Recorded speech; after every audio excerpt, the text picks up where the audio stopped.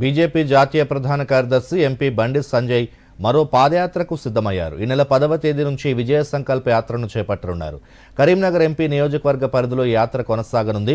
విజయ సంకల్ప యాత్రపై కరీంనగర్లో ఆయన బీజేపీ నేతలతో సమావేశమయ్యారు. లోక్సభ ఎన్నికలు జరిగే వరకు యాత్ర చేయాలని నిర్ణయించారు. మేడిపల్లిలో యాత్ర ప్రారంభించి రాజన్న సిరిసిల్ల జిల్లా తంగళ్లపల్లిలో ముగించనున్నారు. తొలి దశలో మొత్తం 119 కిలోమీటర్ల మేర యాత్రను ప్లాన్ చేశారు. కేంద్ర అభివృద్ధి పథకాలను జనంలోకి తీసుకెళ్లడమే ధ్యేయంగా ఈ యాత్రను చేపట్టనున్నారు.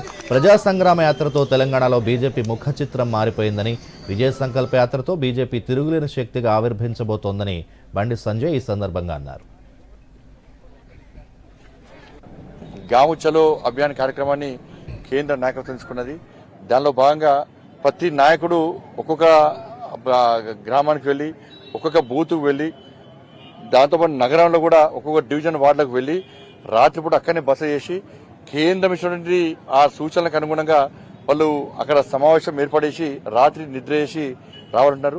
24 అవర్స్ కార్యక్రమం వాస్తవానికి కూడా, కానీ ఉన్నటువంటి షెడ్యూల్ ఒక ప్రాంతంలో మాకు ఫలానా నాయకుడే రావాలని చెప్పి కోరడం వలన నైట్ కంపల్సరీ నిద్ర చేయడము, అక్కడ కార్యకర్తలతో మాట్లాడము, అక్కడ మహిళా గ్రూపుతో మాట్లాడము, అక్కడ చారిత్రక కట్టాలంటే వాళ్ళు సందర్శించడము, న్యూ ఓటర్స్తో మాట్లాడడం, ఏదో ఒక కార్యక్రమం తీసుకొని రావాలని చెప్పి ఒక నిబంధన ఉంది. కాబట్టి గాంవ్ చలో అభియాన్ ఈ రోజు ప్రారంభమైంది. నేను కూడా ఈరోజు